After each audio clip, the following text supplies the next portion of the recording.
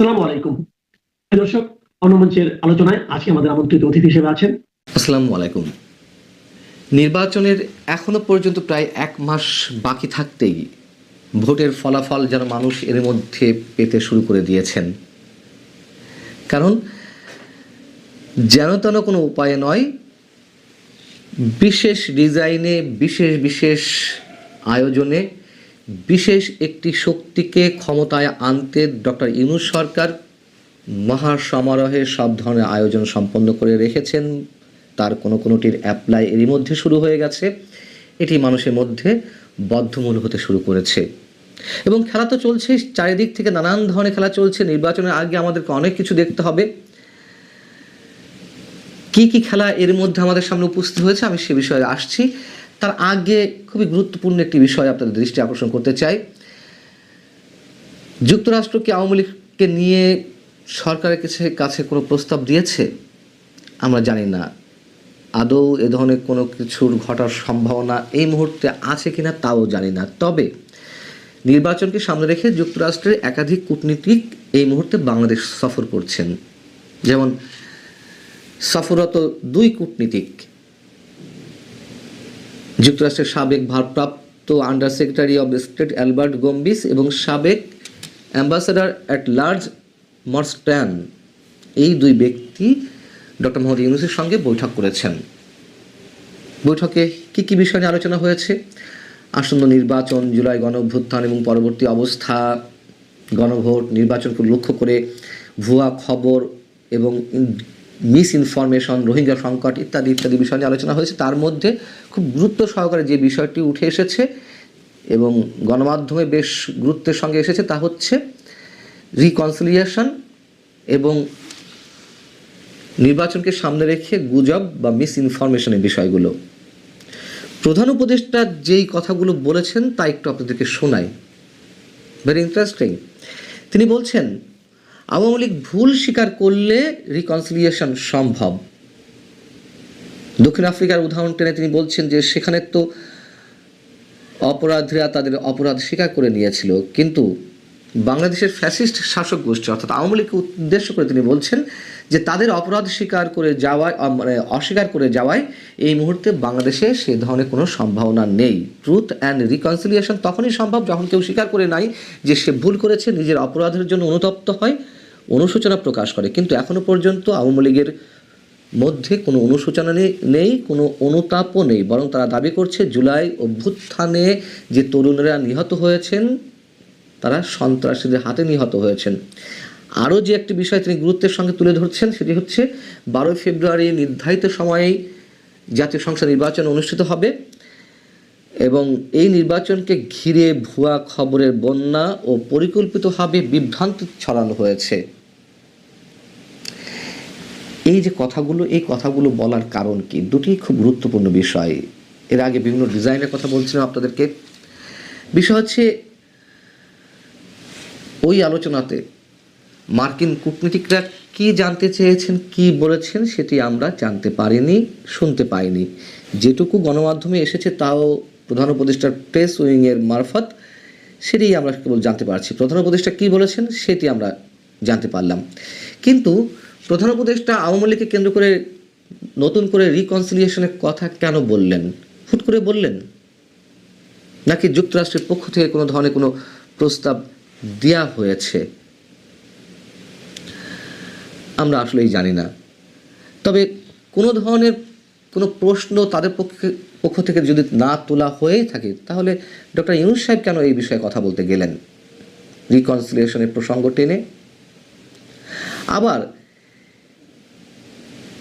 আরেকটি বিষয় হচ্ছে নির্বাচনের মাত্র কয়েকদিন আগে কেন এ ধরনের রিকনসিলিয়েশনের প্রসঙ্গ এলো? একই সঙ্গে প্রশ্ন, নির্বাচনকে কেন্দ্র করে ভুয়া খবর এবং মিস ইনফরমেশন বা পরিকল্পিতভাবে বিভ্রান্তি ছড়ানোর কথাও বা কেন উঠছে? এই একই কথা তিনি মঙ্গলবার জাতিসংঘের মানবাধিকার বিষয়ক হাই কমিশনার ভলকার তুর্কের সঙ্গেও এটি নিয়ে আলোচনা করেছেন। সেখানেও তিনি কি বলেছেন? তিনি বলেছেন নির্বাচনকে ঘিরে ভুলের তথ্যের বন্যা বইছে। এটি বিদেশি গণমাধ্যম ও স্থানীয় উভয় উৎস থেকেই আসছে। ভুয়া খবর, গুজব ও জল্পনা কল্পনা ছড়িয়ে দেওয়া হচ্ছে। এর ফলে নির্বাচনে কী ধরনের প্রভাব পড়তে পারে তা নিয়ে আমরা উদ্বিগ্ন হওয়াটাই স্বাভাবিক, আমরা সবাই উদ্বিগ্ন। কিন্তু ভুয়া খবর আসলে কোনগুলো? এই যে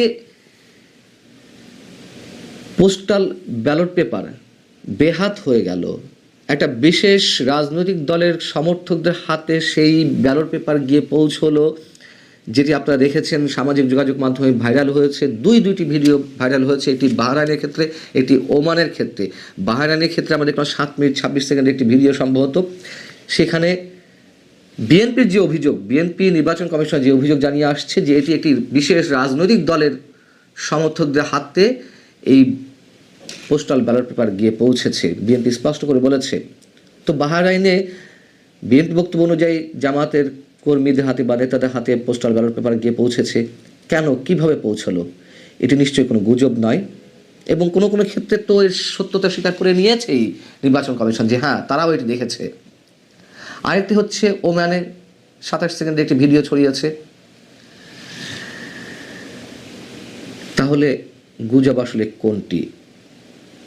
দেশে এই প্রথমবারের মতন প্রবাসীরা ভোট দিতে পারছেন, বা বাংলাদেশের মধ্যে থেকেই যারা ভোট কেন্দ্রে ওই সময় উপস্থিত হতে পারবেন না, বিভিন্ন কাজে সরকারি কর্মকর্তারা, তাদের থেকে শুরু করে আরও বিভিন্ন পর্যায়ের মানুষ, এরকম প্রায় 15 লাখ মানুষ,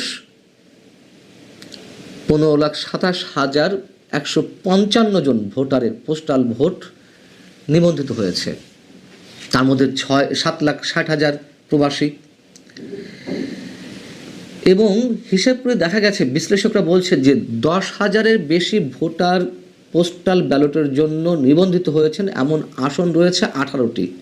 আবার 2008 সালে নবম সংসদ নির্বাচন 10,000 ভোটের কম ব্যবধানে যে জয় পরাজয় নির্ধারিত হয়েছিল, সেরকম আসন ছিল 30টি।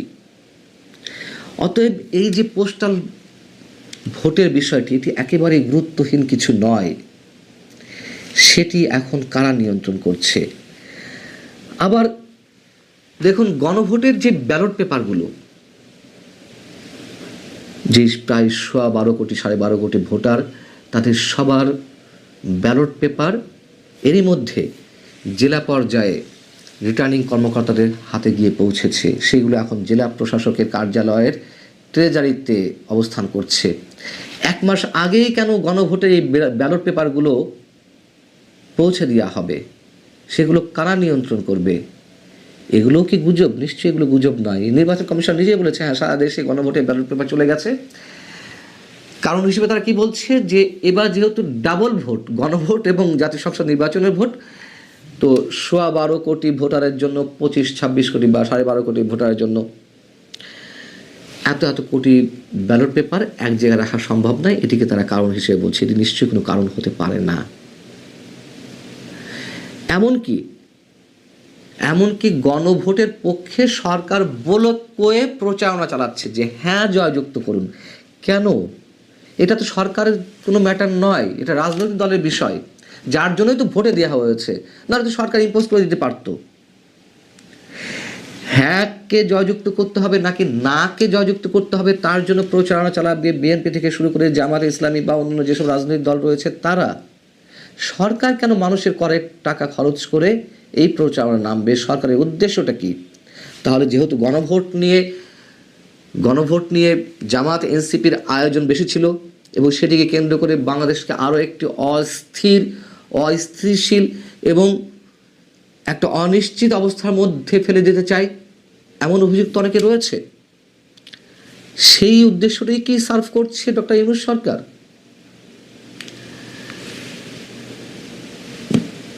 সরকার বড়জোর কি করতে পারে, যে গণভোটে যে প্রশ্নগুলো রয়েছে সেইগুলো সম্পর্কে মানুষকে সচেতন করতে পারে। যেহেতু 4টি প্রশ্নের উত্তর হ্যাঁ কি না একবারে দিতে হবে, এটিও একটি আজগুবি বিষয়, যা নিয়ে এর মধ্যে অনেক আলোচনা হয়েছে।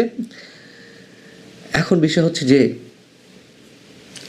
প্রথমেই যে মন্তব্য করা হয়েছিল যে বিশেষ একটি শক্তিকে ক্ষমতায় আনার জন্য যত ধরনের বিশেষ আয়োজন সব রেডি করে রাখা হয়েছে সরকারের পক্ষ থেকে।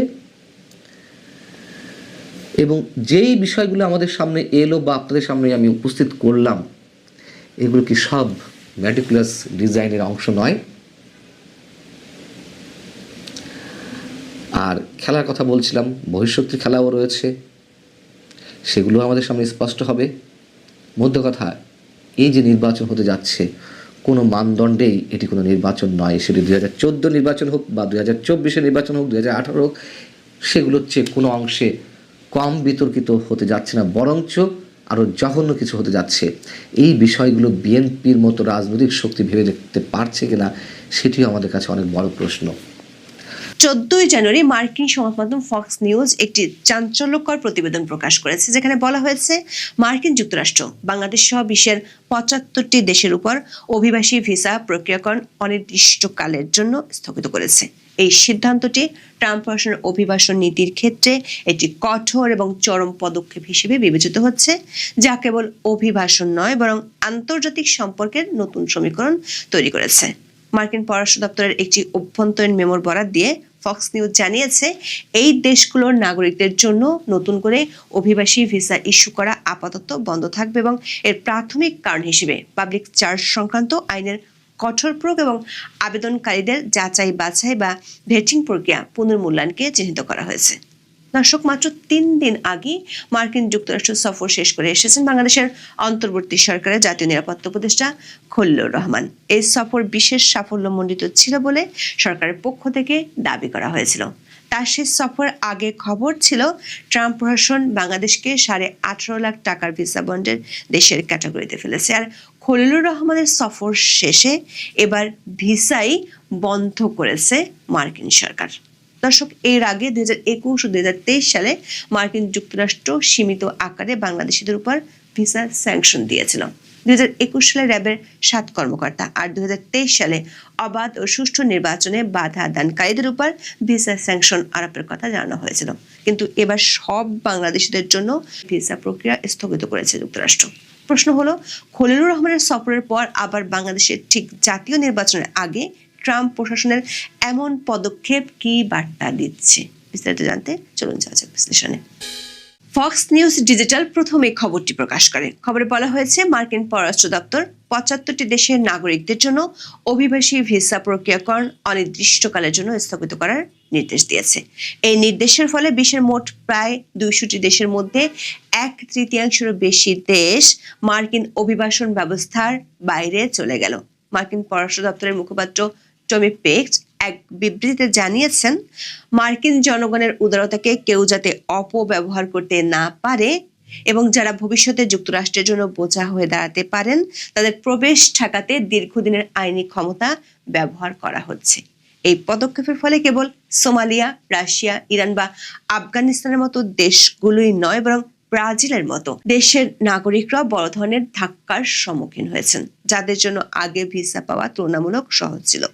মার্কিন পররাষ্ট্র দপ্তরের মেমো অনুসারে কনসুলার অফিসারদের নির্দেশ দেওয়া হয়েছে যেন তারা বর্তমানে চলমান অভিবাসী ভিসার আবেদনগুলো প্রত্যাখ্যান করেন যতক্ষণ না পর্যন্ত স্ক্রিনিং এবং ভেটিং প্রক্রিয়াগুলো পুনরায় পর্যালোচনা করা হচ্ছে। এই স্থগিত আদেশ 2026 সালের 21শে জানুয়ারি থেকে কার্যকর হওয়ার কথা বলা হয়েছে। খবরে বলা হয়েছে, ট্রাম্প প্রশাসন অভিবাসন নিয়ন্ত্রণের ক্ষেত্রে আগের চেয়ে অনেক বেশি কঠোর এবং পদ্ধতিগত অবস্থান গ্রহণ করেছে। এই নজিরবিহীন নিষেধাজ্ঞার পেছনে প্রধানত 2টি কারণ কাজ করছে। প্রথমত, অর্থনৈতিক নিরাপত্তা এবং দ্বিতীয়ত জাতীয় নিরাপত্তা। মার্কিন প্রশাসনের মতে অনেক দেশের নাগরিক যুক্তরাষ্ট্রে এসে জনকল্যাণমূলক প্রকল্পের অপব্যবহার করছে, যা মার্কিন করদাতাদের উপর অতিরিক্ত চাপ সৃষ্টি করছে। বলা হয়েছে, যেসব দেশে জঙ্গিবাদ বা রাজনৈতিক অস্থিরতা রয়েছে সেসব দেশের নাগরিকরা যাতে জালিয়াতি করে যুক্তরাষ্ট্রে প্রবেশ করতে না পারে সেজন্যই এই স্থগিত আদেশ দেওয়া হয়েছে। ফক্স নিউজ এবং অন্যান্য সূত্রের তথ্য অনুযায়ী এই স্থগিত আদেশের কোনো নির্দিষ্ট শেষ সময়সীমা বা এক্সপায়ারেশন ডেট দেওয়া হয়নি।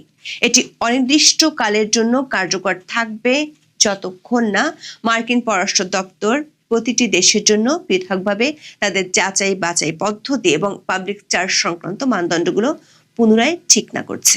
প্রশাসনের কর্মকর্তারা ইঙ্গিত দিয়েছেন, স্ক্রিনিং পদ্ধতিগুলো আধুনিকায়ন করতে কয়েক মাস বা তার বেশি সময় লাগতে পারে। তবে ডোনাল্ড ট্রাম্পের অভিবাসন বিরোধী কঠোর অবস্থানের কারণে ধারণা করা হচ্ছে এই স্থগিত আদেশ দীর্ঘায়িত হতে পারে। দর্শক, যে 75টি দেশের জন্য নিষেধাজ্ঞা দেওয়া হয়েছে সেগুলো বিশ্লেষণ করে দেখা যাবে এদের বেশিরভাগই হয় উন্নয়নশীল দেশ অথবা এমন দেশ যাদের সাথে মার্কিন যুক্তরাষ্ট্রের রাজনৈতিক বা ভূ রাজনৈতিক টানাপোড়েন রয়েছে। তালিকায় এমন অনেক দেশ রয়েছে যারা বাংলাদেশের মতোই রাজনৈতিক অস্থিতিশীলতা, দুর্নীতির বিস্তার এবং জঙ্গিবাদের হুমকির সম্মুখীন। মার্কিন প্রোক্লামেশনে উল্লেখ করা হয়েছে যেসব দেশে সরকার নিয়ন্ত্রণ দুর্বল সেসব দেশ থেকে অপরাধীরা জালিয়াতির মাধ্যমে প্রবেশের চেষ্টা করে। দক্ষিণ এশিয়ায় বাংলাদেশ ছাড়াও পাকিস্তান এবং আফগানিস্তান এই তালিকায় রয়েছে। আফগানিস্তানের ক্ষেত্রে দীর্ঘদিনের অস্থিতিশীলতা এবং জঙ্গিবাদের কারণে আগে থেকেই করা করেছিল, কিন্তু পাকিস্তানের মতো পারমাণবিক শক্তিধর দেশের অন্তর্ভুক্তি নির্দেশ করে যে মার্কিন প্রশাসন এই অঞ্চলের নিরাপত্তা পরিস্থিতি নিয়ে অত্যন্ত সন্দিহান।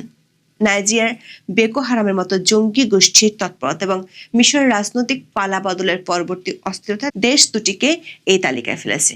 এই দেশগুলোতে শক্তিশালী নিরাপত্তা বাহিনী থাকা সত্ত্বেও মার্কিন প্রশাসন মনে করছে তাদের স্ক্রিনিং প্রক্রিয়া যথেষ্ট নয়। বাংলাদেশের বর্তমান প্রেক্ষাপটে গত কয়েক বছরে জঙ্গিবাদের বিরুদ্ধে সফল অভিযানের কথা সরকার দাবি করলেও সাম্প্রতিক রাজনৈতিক পরিবর্তনের ফলে তৈরি হওয়া অস্থিরতা মার্কিন কর্মকর্তাদের নজর এড়ায়নি।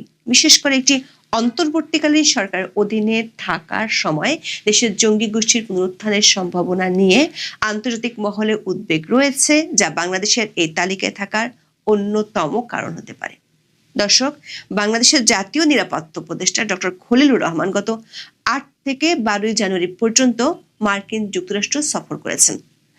বাংলাদেশ সরকারের পক্ষ থেকে এই সফরকে অত্যন্ত সফল হিসেবে দাবি করা হয়েছিল, কিন্তু সফরের মাত্র 2 দিন পরেই এমন নিষেধাজ্ঞার খবর আসায় সরকারের দাবি এবং বাস্তব পরিস্থিতির মধ্যে এক বিশাল দূরত্ব তৈরি হয়েছে। এমনকি উপদেষ্টা খলিলুর রহমান যখন ভিসা বন্ড থেকে ব্যবসায়ীদের অব্যাহতির অনুরোধ করেছিলেন তখন মার্কিন কর্মকর্তারা তা ইতিবাচকভাবে বিবেচনায় আশ্বাস দিয়েছিলেন বলে সরকারের পক্ষ থেকে দাবি করা হয়। কিন্তু এই সফরের ঠিক পরেই ফক্স নিউজের এই রিপোর্ট ইঙ্গিত দেয় মার্কিন কর্মকর্তারা ব্যক্তিগত বৈঠকে হয়তো নমনীয় বা সহযোগিতামূলক ভাষ্য ব্যবহার করেছেন, কিন্তু প্রশাসনের সামগ্রিক নীতি অনেক আগেই চূড়ান্ত হয়েছিল, যা জানতেনই না খলিলুর রহমান। দর্শক, যুক্তরাষ্ট্র অতীতে বাংলাদেশের উপর বিভিন্ন ধরনের ভিসা কড়াকড়ি বা স্যাংশন আরোপ করেছিল, তবে বর্তমানেটি স্কেল বা মাত্রার দিক থেকে নজিরবিহীন। 2021 সালের 10 ডিসেম্বর মানবাধিকার লঙ্ঘনের অভিযোগে বাংলাদেশের র্যাপিড অ্যাকশন ব্যাটালিয়ন বা র্যাব এবং এর তৎকালীন ও সাবেক 7 জন শীর্ষ কর্মকর্তার উপর নিষেধাজ্ঞা আরোপ করা হয়। এটি ছিল গ্লোবাল ম্যাগনিটস্কি অ্যাক্টের অধীনে দেওয়া একটি স্যাংশন। এর ফলে ওই কর্মকর্তাদের যুক্তরাষ্ট্রে প্রবেশ নিষিদ্ধ করা হয় এবং তাদের সম্পদ থাকলে তা বাজেয়াপ্ত করার বিধান রাখা হয়। এরপর 2023 সালের মে মাসে মার্কিন পররাষ্ট্রমন্ত্রী অ্যান্টনি ব্লিংকেন বাংলাদেশের জন্য নতুন ভিসা নীতি ঘোষণা করেন। এই নীতির অধীনে যারা বাংলাদেশে অবাধ ও সুষ্ঠু নির্বাচনে বাধা দেবে, তা সে সরকারি দল হোক, বিরোধী দল বা আইন শৃঙ্খলা রক্ষাকারী বাহিনী হোক, তাদের উপর ভিসা নিষেধাজ্ঞা দেওয়ার কথা বলা হয়। 2023 সালের সেপ্টেম্বরে এই নীতির বাস্তবায়ন শুরু করার কথা জানিয়েছিল মার্কিন পররাষ্ট্র দপ্তর, তবে এবার দিল সব বাংলাদেশিদের জন্য। দর্শক, মার্কিন যুক্তরাষ্ট্রের এই ভিসা স্থগিতাদেশ বাংলাদেশের জন্য একটি বড় ধরনের ভূ রাজনৈতিক ও প্রশাসনিক সংকেত। এটি কেবল একটি দেশের সমস্যা নয়, বরং মার্কিন অভিবাসন নীতির একটি বড় ধরনের পরিবর্তনের অংশ হলেও বাংলাদেশের জন্য এটি দ্বিমুখী সংকট তৈরি করেছে। একদিকে সবচেয়ে বড় বাজার এবং রেমিটেন্স উৎসের দেশ থেকে আসা এমন সিদ্ধান্ত উদ্বেগের কারণ। যুক্তরাষ্ট্রে প্রায় 10 লাখ বাংলাদেশি বসবাস করেন এবং এর প্রতি বছর উল্লেখযোগ্য সংখ্যক মানুষ অভিবাসী ভিসায় সেখানে যান। স্থগিতাদেশের ফলে নতুন করে অভিবাসন বন্ধ হয়ে গেলে ভবিষ্যতে রেমিটেন্স প্রবাহ কমে যাওয়ার ঝুঁকি তৈরি হবে, যা দেশের বৈদেশিক মুদ্রা রিজার্ভের উপর চাপ সৃষ্টি করবে। তবে এই ভিসা স্থগিতের পদক্ষেপ ইমিগ্রেন্ট বা অভিবাসীদের জন্য হলেও বিশেষজ্ঞরা মনে করেন নন ইমিগ্রেন্ট ভিসা যেমন স্টুডেন্টদের ভিসার ক্ষেত্রেও অনেক প্রভাব পড়বে, কারণ এর মধ্যে যুক্তরাষ্ট্রে বাংলাদেশি শিক্ষার্থীদের ভিসা রেজিস্ট্রেশনের রেট অনেক বেড়েছে। এখন এ পর্যন্ত, সবাই ভালো থাকুন, সুস্থ